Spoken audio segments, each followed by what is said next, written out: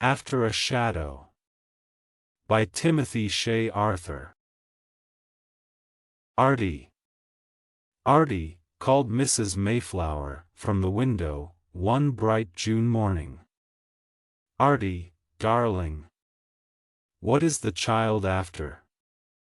Just look at him, Mr. Mayflower." I leaned from the window, in pleasant excitement, to see what new and wonderful performance had been attempted by my little prodigy, my firstborn, my year-old bud of beauty, the folded leaves in whose bosom were just beginning to loosen themselves, and send out upon the air sweet intimations of an abounding fragrance. He had escaped from his nurse, and was running off in the clear sunshine, the slant rays of which threw a long shadow before him. "Arty, darling." His mother's voice flew along and past his ear, kissing it in gentle remonstrance as it went by. But baby was in eager pursuit of something, and the call, if heard, was unheeded. His eyes were opening worldward, and every new phenomenon commonplace and unheeded by us that addressed itself to his senses, became a wonder and a delight. Some new object was drawing him away from the loving heart and protecting arm. "Run after him, Mr. Mayflower," said my wife, with a touch of anxiety in her voice. "He might fall and hurt himself." I did not require a second intimation as to my duty in the case. Only a moment or two elapsed before I was on the pavement, and making rapid approaches towards my truant boy. "What is it, darling? What is Arty running after?" I said, as I laid my hand on his arm, and checked his eager speed. He struggled a moment, and then stood still, stooping forward for something on the ground. "Oh, Papa, see!" There was a disappointed and puzzled look in his face as he lifted his eyes to mine. He failed to secure the object of his pursuit. "What is it, sweet?" My eyes followed his as they turned upon the ground. He stooped again, and caught at something, and again looked up in a perplexed, half-wondering way. "Why, Arty!" I exclaimed, catching him up in my arms. "It's only your shadow. Foolish child." And I ran back to Mrs. Mayflower, with my baby boy held close against my heart. "After a shadow," said I, shaking my head, a little soberly, as I resigned Arty to his mother. "So life begins and so it ends." Poor Arty! Mrs. Mayflower laughed outright merrily. "After a shadow! Why, darling!" And she kissed and hugged him in overflowing tenderness. "So life begins so it ends," I repeated to myself, as I left the house, and walked towards my store. Always in pursuit of shadows. We lose today's substantial good for shadowy phantoms that keep our eyes ever in advance, and our feet ever hurrying forward. No pause, no ease, no full enjoyment of now. Oh, deluded heart! Ever bartering away substance for shadow. I grow philosophic sometimes. Thought will, now and then, take up a passing incident, and extract the moral. But how little the wiser are we for moralizing. We look into the mirror of truth, and see ourselves, then turn away, and forget what manner of men we are. Better for us if it were not so, if we remembered the image that held our vision. The shadow lesson was forgotten by the time I reached my store, and thought entered into business with its usual ardor. I buried myself, amid letters, invoices, accounts, samples, schemes for gain, and calculations of profit. The regular, orderly progression of a fair and well-established business was too slow for my outreaching desires. I must drive onward at a higher speed, and reach the goal of wealth by a quicker way. So my daily routine was disturbed by impatient aspirations. Instead of entering, in a calm self-possession of every faculty, into the day's appropriate work, and finding, in its right performance, the tranquil state that ever comes as the reward of right doing in the right place, I spent the larger part of this day in the perpetration of a plan for increasing my gains beyond anything heretofore achieved. "Mr. Mayflower," said one of the clerks, coming back to where I sat at my private desk, busy over my plan, "we have a new man in from the West, a Mr. B, from Alton. He wants to make a bill of $1,000. Do you know anything about him?" Now, even this interruption annoyed me. What was a new customer and a bill of $1,000 to me just at that moment of time? I saw tens of thousands in perspective. "Mr. B, of Alton," said I, affecting an effort of memory. "Does he look like a fair man?" "I don't recall him." "Mr. B? Hum. He impresses you favorably, Edward?" "Yes, sir, but it may be prudent to send and get a report." "I'll see to that, Edward," said I. "Sell him what he wants. If everything is not on the square, I'll give you the word in time." "It's all right, I've no doubt. He's made a bill at Klein and Company's, and wants his goods sent there to be packed," said my clerk. "Ah, indeed. Let him have what he wants, Edward. If Klein and Company sell him, we needn't hesitate." And turning to my desk, my plans, and my calculations, I forgot all about Mr. B, and the trifling bill of $1,000 that he proposed buying. How clear the way looked ahead! As thought created the means of successful adventure, and I saw myself moving forward and grasping results, the whole circle of life took a quicker motion, and my mind rose into a pleasant enthusiasm. Then I grew impatient for the initiatory steps that were to come, and felt as if the tomorrow, in which they must be taken, would never appear.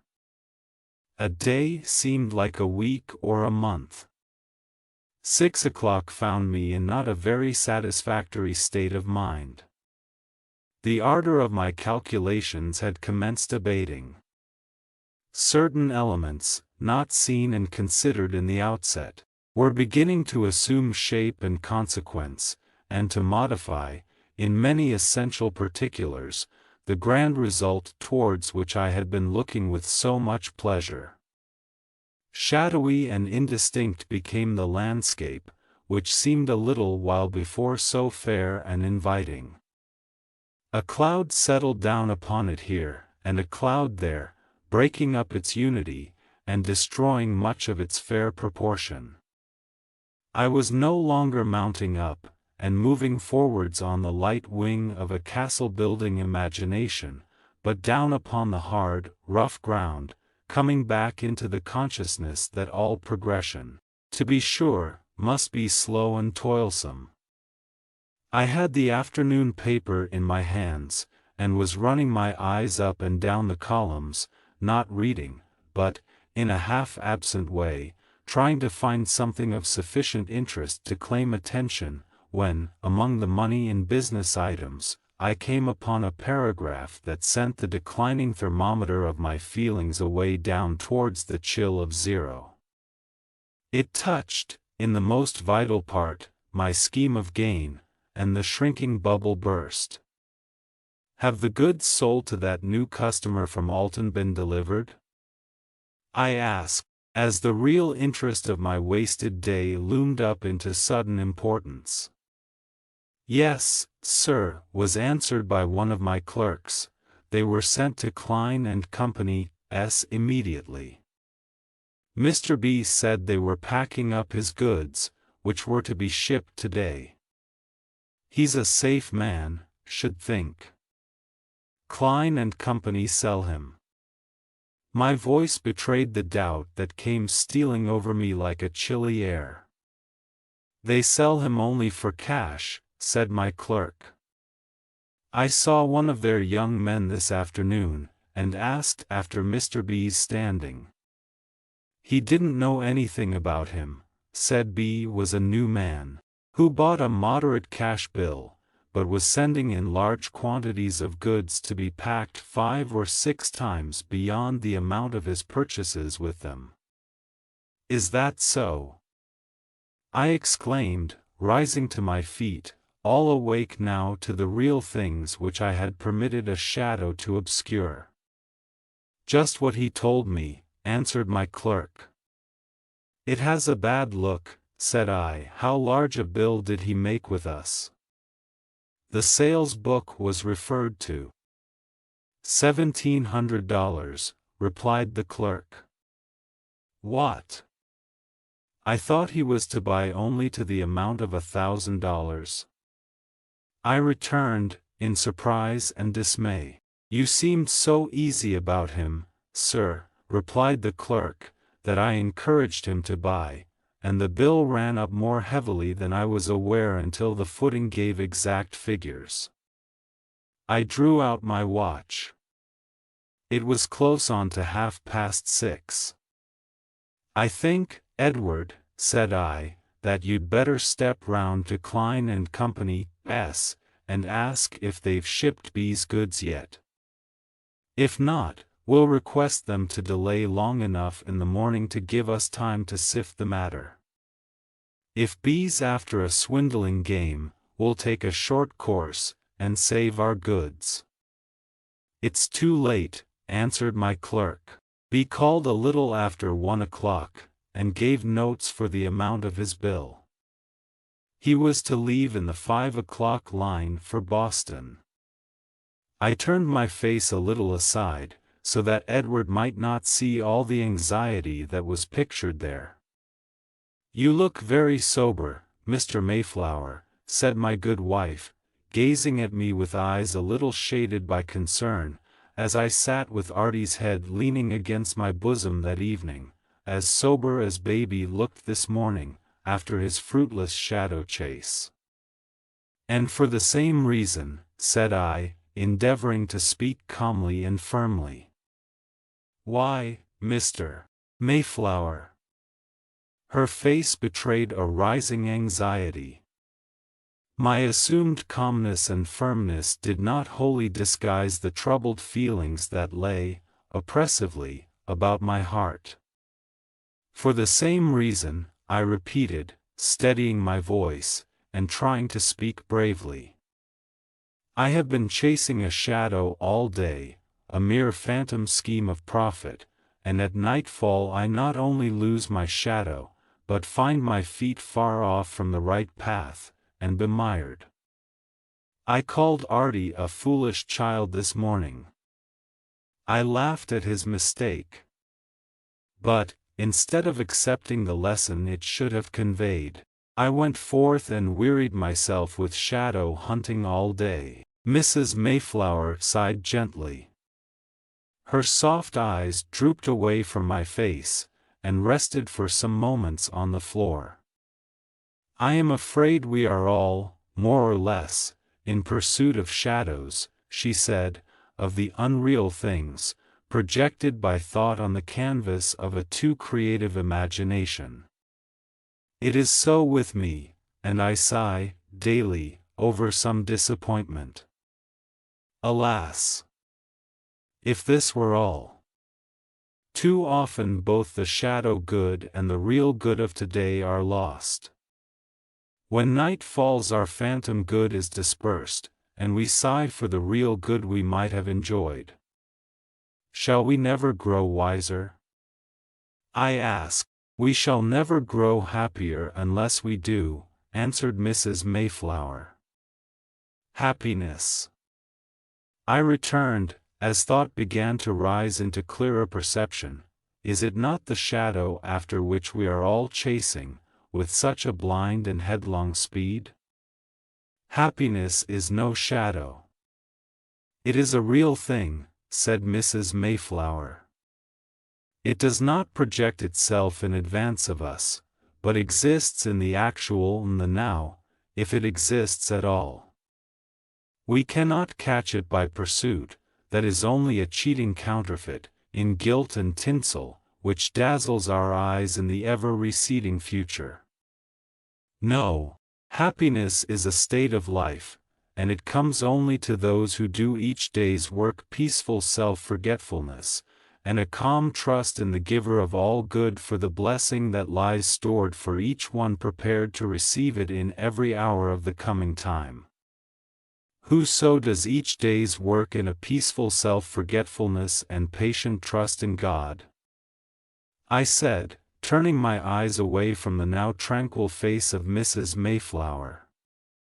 Few, if any, I fear, she answered, and few, if any, are happy. The common duties and common things of our todays look so plain and homely in their ungilded actualities, that we turn our thought and interest away from them, and create ideal forms of use and beauty, into which we can never enter with conscious life. We are always losing the happiness of our todays, and our tomorrows never come. I sighed my response, and sat for a long time silent. When the tea bell interrupted me from my reverie, Arty lay fast asleep on my bosom. As I kissed him on his way to his mother's arms, I said, "Dear baby, may it be your first and last pursuit of a shadow." "No, no. Not yet, my sweet one," answered Mrs. Mayflower, hugging him to her heart. "Not yet. We cannot spare you from our world of shadows." End. Subscribe to my channel to receive notifications of new audiobooks. If you liked the material, you can give it a thumbs up.